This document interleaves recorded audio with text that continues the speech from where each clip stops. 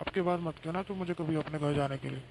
500 रुपये किलो की मिठाई ले गई तुम, 400 रुपये की राखी और 200 रुपये तेल के लगते हैं, और उन्होंने क्या दिया तुम्हें? अच्छे से खातिरदारी तो वो लोग करते नहीं है, और दिया क्या उन्होंने तुम्हें? सिर्फ 500 रुपये। अरे कम से कम उतना तो दे जितना हम खर्चा करके जाते हैं वहाँ पर। अरे अंजलि, आ गई तुम? हाँ भाभी, आ गई मैं। अरे भाभी, आप अपने मायके नहीं गए? नहीं अंजलि, मैं नहीं गई। क्यों क्यों नहीं गए? बस ऐसे ही। चलो अंदर चलो, सामान मैं लाती हूँ। ठीक है। अरे बेटा, आ गई तू हमेशा ऐसे ही आती है गिरते पड़ते। हाँ माँ, मैं तो ऐसे ही आती हूँ भागते भागते। के लिए आई है बेटा?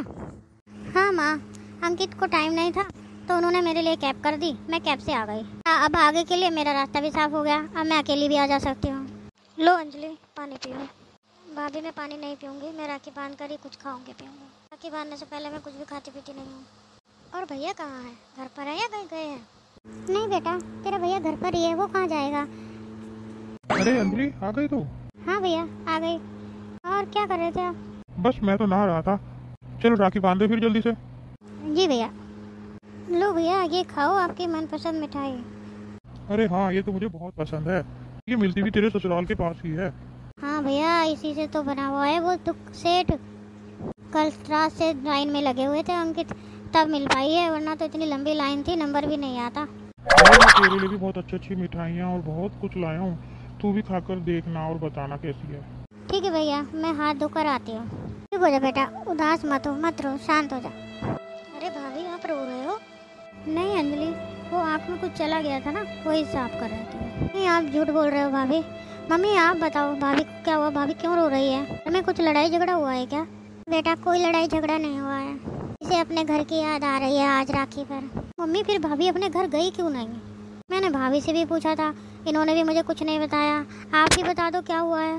अरे बेटा, 2 साल पहले इसे अपने घर ले गया था तेरा भैया, और उसने रास्ते में से इतनी सुनाई, तभी से ये डर के मारे उसे बोलती नहीं है जाने के लिए। अच्छा ये बात है, मैं अभी बताती हूँ भैया को, वो ऐसा कैसे कर सकते हैं। अंजलि, ये तेरे 5100 रुपये। बस भैया 5100 रुपये?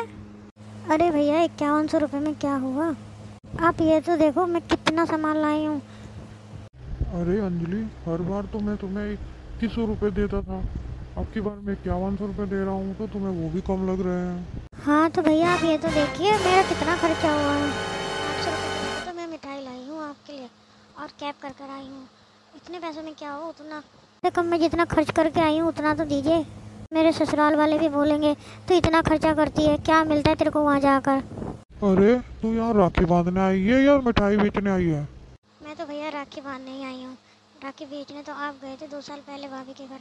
मेरे ससुराल वाले तो कुछ नहीं कहते भैया, आप चाहे कुछ दो चाहे ना दो, वो तो पूछते भी नहीं है मुझे क्या मिला है क्या नहीं मिला। क्या कोई मायके में लेने थोड़ी आती है, ये तो मायके का मुँह होता है जो उन्हें खींच कर ले आता है बार बार मायके में। तू ठीक कह रही है शायद अंजलि, मुझसे बहुत बड़ी गलती हो गई। मैंने तेरी भाभी को बहुत भला बुरा सुनाया, और 2 साल से उसे ले भी नहीं गया मैं राखी पर उसके घर। को भी तो मन करता होगा अपने घर जाने का, लेकिन मैंने कभी इस बारे में सोचा ही नहीं।